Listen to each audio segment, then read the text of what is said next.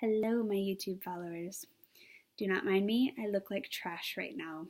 I had a DEP meeting today, and I'm tired. Um, and it's also raining, so that doesn't help the mood. I wanted to finally make my video about my MEPS experiences. I was just going to do the first time I went to MEPS, but I'm actually going to do both times. So I'm just gonna dive in. I want to kind of do all this in one take. I really just don't have the energy for editing. So, okay. So my MEPS station was near Richmond. I'm in Virginia right now. If you haven't watched prior videos of mine, so Richmond, Virginia is. We weren't exactly in Richmond, just outside, but. If you've never been to MEPS, it's Military Entrance Processing Station. So that's where you go, you do your medical exams, you swear in, you go there when you ship out, and all that. So depending on either how far away or your recruiter or, whatever, your recruiter may drive you. You might take a shuttle, or you could drive yourself, depending on which stage you're at, and like I said, the other variations. So my recruiter is in Chesapeake, which if you're from Virginia, if you don't, okay. So I wish I had a map, because then I could actually show how it works. Actually, I'll pull it up on my phone. We'll see if that works. But you either have to go around and out of your way to get to the other side of the water, or you go in the underwater tunnel. So, okay. So, we're here. You can kind of see, let's see, hold on. So you see these little highway lines, those are bridges. To get to the other side, you have to, you either go on the bridge that's above the water, or you can go under the water. It's quicker to go under the water. So yes, my recruiter is in Chesapeake, so again, here. So my recruiter's down here. So I drove because it was pointless for me to go. Let me see if I can get it all on one screen. That would be great. Okay, I kind of can. Okay, so instead of going from here to here and then back up to here, I just drove myself. It made more sense. I left as soon as my husband got home. Okay, no, about an hour after he got home. I drove because there was a big chunk of construction on the highway. I just didn't want to be late. Everybody was getting out of work. So the highway was crazy. And I also just didn't want to be late checking in. At our hotel, the check-in time was 7:30. You had to be there by 7:30. If you were going to be late, they do give you a number to call. I did call and just made sure that my name was on the list. They actually kind of laughed at me, but hey, I just wanted to make sure everything was squared away. So when I got there, I got to the hotel, I parked, I went into, it was if you go to the hotels, you've seen those extra business center rooms. It's almost kind of like a ballroom. They had that kind of a setup, and it was actually really nice. They had really nice recliners. They had 2 video game stations. They had board games that you could borrow and all that. So I walked in. There was clipboards to the right. You fill out, your name, what branch you're in or you're going into. I believe you had to put down your recruiter's name, your recruiter's number, and I want to say that that's it. I don't fully remember what's on the form, but once you do that, you then take that form over to the liaison, the sort of very loose term, but secretary kind of that runs that MEPS station in the hotel. She gets you checked in. Well, mine was a female. She got me checked in. She gave me my room key. She asked if I was driving.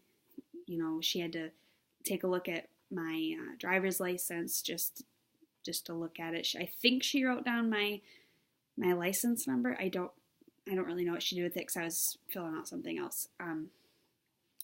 Now, if you do drive, if you do drive yourself, you have to get your car. I think you have to get it registered with the base.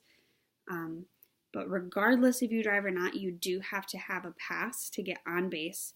I'm lucky. My husband's military, so I have a spouse ID, so I actually didn't need to do that. So that's if you're already a spouse, or if you're a dependent of, if your parents are military and you're trying to join, if you have that dependent ID, you're good. You're golden. Or if you are prior service and you have a CAC already, again, you're good. So there's that. I never did register my car. I don't know why I said that. I don't think you need to register your car. That was dumb, because I've never done that. Maybe I was supposed to. Oh well. Anyways, so real quick funny story. I went up to my room, put my bags in. My roommate was already there, but she was not in the room. Like, her bags were on the other bed, and so I'm kind of like, okay, like I get this bed. I was hungry, so I left to go get Jimmy John's. I brought my food back because I didn't want to just sit. I don't like sitting and eating like alone in a public place. It's just my thing. No offense to people that do it. So I come back, my roommate's still not there. I'm like, okay, whatever. I was currently binge watching Gilmore Girls at the time, so I sat in bed and did that. I also kind of looked like a mess. Like, I had the messy mom bun going on, and so don't judge me. I straightened my hair because I didn't want to look like this. My roommate was still never, like, she never came back in the room. Well, there is this one girl. She was the only other blonde female in the entire, like, MEPS area. She just kept giving me dirty looks, like, all day. She was hanging out with these two guys, and I'm like, okay, like, I don't want your mans, I don't want your mans. I sat there like this, like, obviously not anyways. So I'm talking to my husband on the phone. I'm like, this chick, like, just keeps staring me down. And he's like, what if that's your roommate? And I'm like, oh, Lord. Like, no. So I go back upstairs and I realize my dumb self did not remember pajama bottoms. I had jeans and that was it. So I was like, great, So I ran to Walmart to see if I could find like just like some pajama shorts or something, which I did on sale. Well, as I was leaving, this chick and her two buddies were outside of Walmart smoking, and she stared me down again, and I'm like, this chick's gonna be my roommate. Like, it's gonna happen, because that's my luck. Well, long story short, we all had to be in that MEPS meeting ballroom thing we had a briefing at 8:30, 8:25, and so, be there 15 minutes earlier, you're late, is military rule. If you're on time, you're late. So keep that in mind. So those of us that were first timers at MEPS, we had to stay in the room and watch a video basically of what was going to happen at MEPS. The video for us, I think, was inaccurate just because I don't feel like it happened the way that the video proclaimed it was going to. Whatever. Well, anyways, after the video, I go back up to my room and I find my roommate. It's not the blonde, and I was thanking the good Lord Jesus upstairs that it was not the chick. But she was going Army. She was really nice. All that. Good stuff. My loving roommate set her alarm for 3:30 in the morning. We automatically get a wake-up call at 4:30. So she set her alarm for an hour. I almost said 3 hours. For an hour earlier than needed to be. I already couldn't sleep because I was nervous, The room was really hot, and it was annoying, but whatever. We get up, we go downstairs, you eat breakfast, and then if you drive, you can drive yourself, or you can follow the buses. Well, bus or buses. And then I parked at the MEPS building. wait for everybody to get off the bus, and then they make you get into a formation. Outside the building, this lady comes out. She kind of gives like a little brief, like, no lighters, no guns, no, basically don't bring stuff in that you shouldn't be having on you, all that good stuff. We couldn't have our phones in there unless you were, like, for like the first timers that were going there that were doing full medical, you couldn't have your phones at all. So I was there till about 2 in the afternoon, and then I finally got to leave. So there's that. Hopefully, I had a lot more medical things in my file, so that's why I was there for so long. Like, I had a broken toe. I had inhaler usage. I don't remember how long ago. I don't even remember what's on. My file was about that thick, though. Everybody else was like paper thin. Mine was that thick. So what happened was I walked in. We had to go talk to our respective liaisons. So mine was Coast Guard. And he just kind of gave me like the brief, like rundown, like, oh, you're going to go to medical. You're going to have these things done. And then when you're all done, you come back to me, you turn in your stuff, and then like you can leave pretty much. I'm like, oh, like that's not bad. So he gives me my papers to go over to the medical side. And so I go to medical. I had to stand in line to hand my papers to one of like the 4 ladies that were behind the desk. They look me up, they give me a file, and they make sure it's, my social security number, which, pause, if you do not know your social security number before going to MEPS, they're going to get mad. Learn your social security number. I've known mine since I was a senior in high school because you need it for college applications. And I actually learned my husband's before I learned mine. Like, fully learned mine. Because your last 4 is your lifeline through your whole military career. Learn your social, people. At least the last 4. At least your last 4. Anyways, so I got handed my file. I had to sit into a seat. Whenever somebody got up, you all moved down the seats. So my first station was I got my blood pressure drawn, my blood pressure taken. And then in the same room it was blood pressure on this wall, and then your eyesight, like they did your vision tests on this side.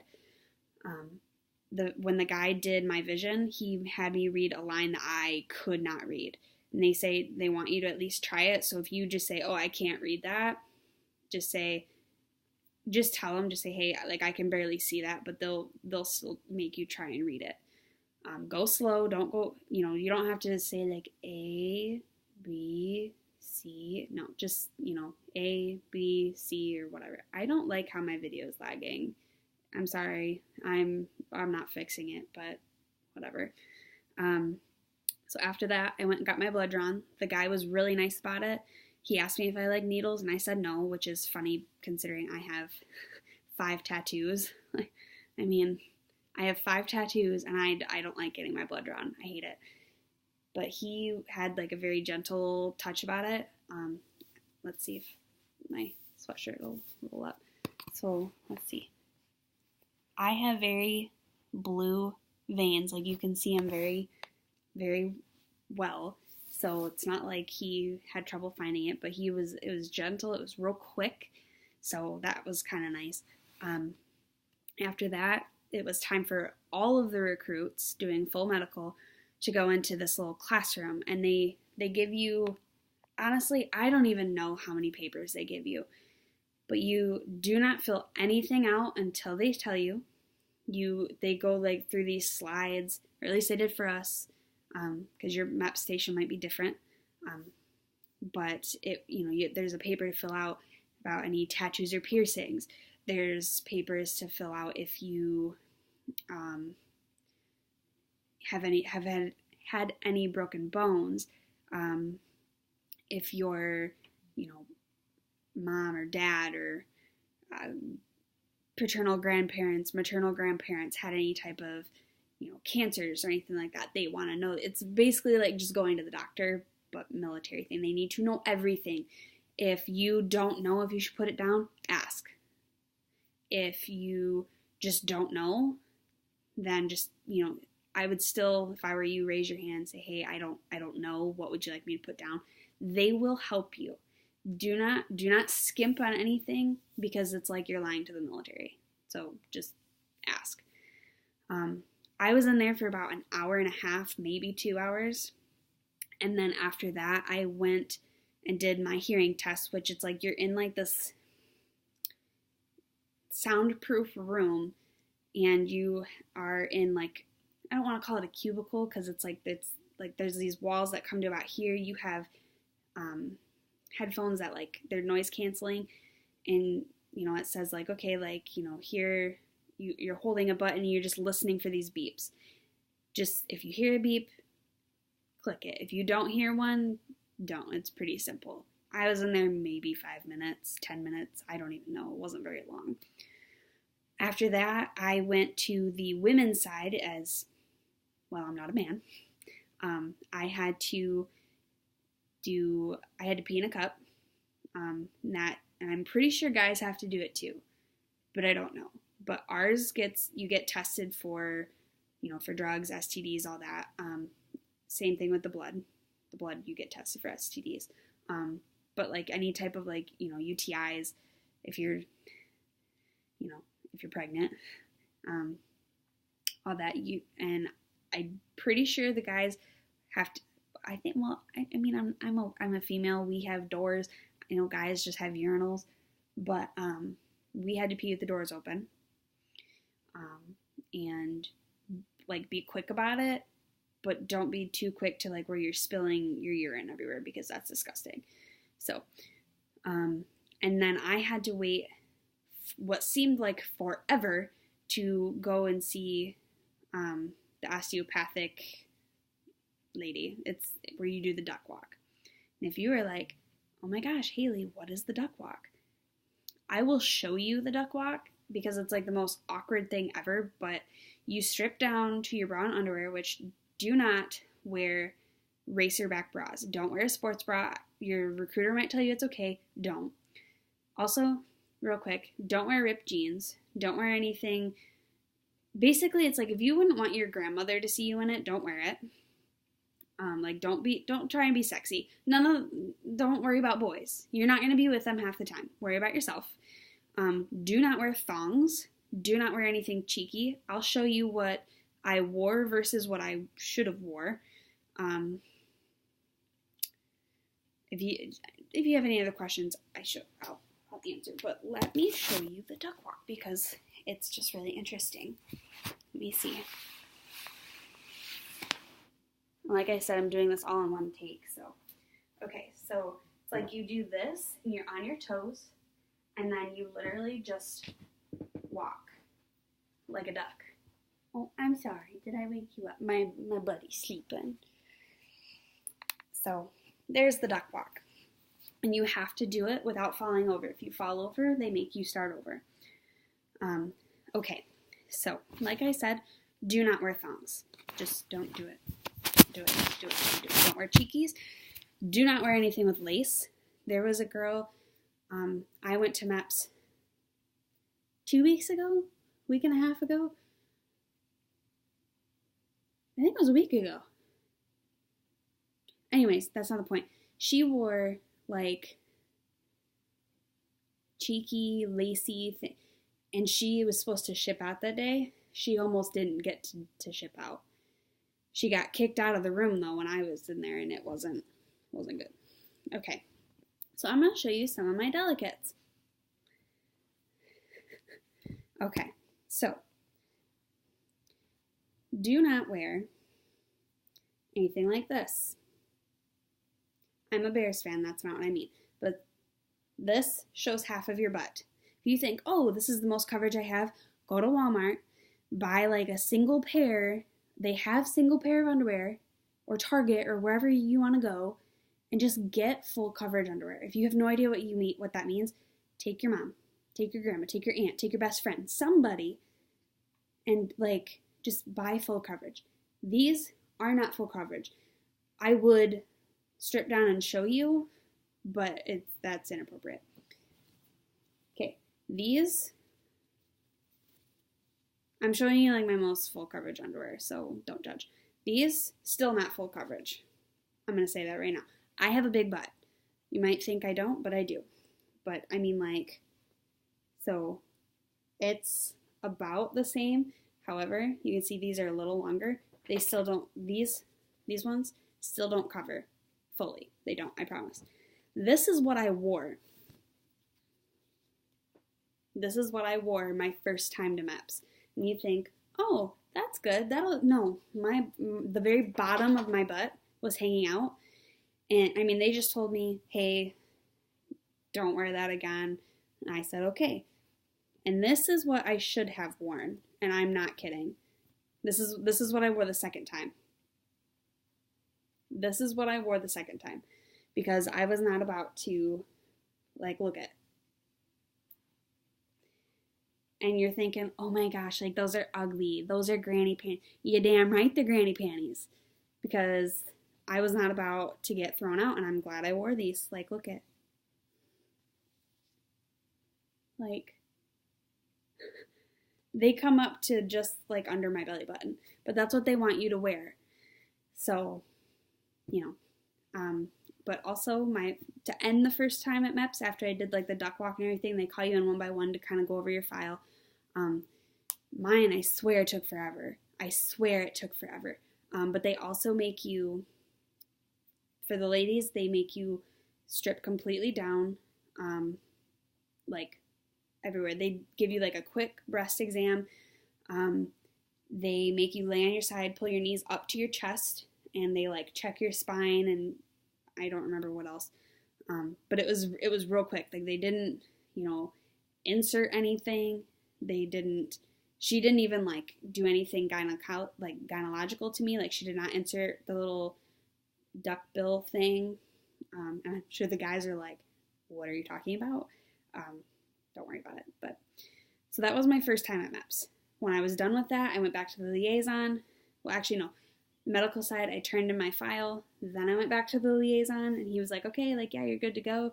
I had to have a couple of waivers because I don't remember what the second or third one was for, but I know the first one was because of my inhaler use. I don't remember what the other two were for, but they got approved, so I'm not too concerned about it. The second time I went to MEPS was last Wednesday. I just swore in. So when I got there, again, they put you in formation. Doesn't matter how many times this is for you at MEPS. But after that, I went and talked to my liaison. He said, okay, here's your name tag. He said, here's your paper, go back over to medical. Talked to the people at the desk. I feel like it's funny that I was just there last week and I barely remember this MEPS visit. Talked to them. I had to go I had to pee in a cup again. And they tell you right then and there if you're pregnant or not, and I wasn't. I'm not. Then after that, I had to go back into the room where they make you do the duck walk, but this time, what they just did, you get down to your brown underwear again, they weigh you, they do your height, and then if they think you need, I think it depends on the branch, but they'll do your waist measurement. I didn't have to do that, but then I think there's like 4 or 5 of you in the room at the time, and they make you stand in a line next to each other, and then you put your arms up, and they made us spin around. You put your arms out, and they like check you, and then they had us do this, and then like she took a flashlight up and down our arms, and I'm pretty sure it's to see if you have any like needle injection points, but don't quote me. She didn't like my tattoo, so I had to go. I'm not a fan of the lady that does it at that MEPS station. I'm not going to lie to you. She's not a pleasant person. She's just not, but whatever. I had my tattoo on my paperwork. It's been on my paperwork since I started this process, so I don't know why she had a problem with it, but whatever. And after that was done, I basically just waited until my husband and my daughter got there, and when they got there, I went and swore in. I just said, hey, my family's here now. I'm ready to swear in. And, they teach you how to stand at attention. They say that you have to, there's like 2 different ways you can say the oath of enlistment, which you don't have to memorize it, you repeat it. But I didn't go with the big group. I just swore in by myself because I was trying to wait till my family got there. But yeah, I actually messed up the oath of enlistment. You have to like state your full name, and I said my maiden name. And the guy kind of laughed. He was just like, it's okay. He's like, it happens. And so yeah. And then I had to, sign everything. They do it here. They did it biometrically, which just means with your fingerprints, like on the computer. So it's not like ink or anything. It was just done on the computer. After that, they were like, yeah, you can go. And I went and talked to my liaison again. And he's like, all right, you're sworn in. Like, congrats. We'll see you again when you leave. He just said, he was really nice, gave my daughter a Coast Guard coloring book. And he just said, next time you come, you'll come on Monday, ship out on Tuesday, and like, I'll have to go through medical again. Which it won't be anything, I have to do the urine test and then the rechecking in the duck walk room. Hopefully not with that lady again. And then I ship out, and that's it. So, and then I believe this past Monday, I had just gotten my det bag from my recruiter, which had for me in the Coast Guard, had the helmsman, which it's basically like your study guide. I'm awful at memorizing things, and I, no joke, made flashcards. This is my stack of flashcards. This is like an entire package. And if you're like, oh my gosh, that is a lot of things to memorize, I actually have them kind of broken down. I can share, maybe, hold on. Okay, so like, I have the ranks, enlisted, NCOs, warrant officers, and then officers. And so far, I know all the enlisted and most of the E9s. Enlisted and then up to the first 2 E9s. I know the chief warrant officers, and then I have not started on officers yet. And then for Coast Guard, I have the flags and the pennants that are, oh, that's not a flag. Huh. These are ranks. I was drawing ranks. Let me see, sorry. Flags and pennants, and then general orders. So, and then these are the common terms, which it's A through W. So, a lot of studying. Today I had my first DEP meeting, so I got there, and I didn't really know what to expect. I had to do sit-ups and then push-ups, and then we were supposed to run 1.5 miles, but because it's raining, the trail they're not allowed to let you run if the trail is like not good, because if you roll an ankle, well, then that's kind of on them. So I did okay with the sit-ups. I didn't meet the minimum requirement, which, not to make an excuse, but I had some rocks under my butt when you're doing it, so it kind of hurt, and I was trying to get them out, so it shaved time off. And push-ups, I was not given a yoga block by my recruiter like I was supposed to, because your chest has to touch that yoga block when you go down, and so I just didn't go down enough. I don't have enough upper body strength. I'm still working on it, so unfortunately I had a big fat 0 for push-ups. So judge me if you must, but I'm working on it. But yes, I just wanted to finish. I just wanted to tell both my MEPS experiences, and again, just kind of share what not to wear for the ladies. If you have any questions, please drop your comments. I'm really good at responding. And if you would like to check out previous videos as to, why, like a little about me, why I started this channel, and the other Coast Guard accounts that I do follow, go check those out. If you'd like, subscribe. If you don't want to, well, hey, that's fine too. I don't post that often as much as I'd like. I'm a busy person, so I try to post when I can. So we will see. All right, guys, have a good day.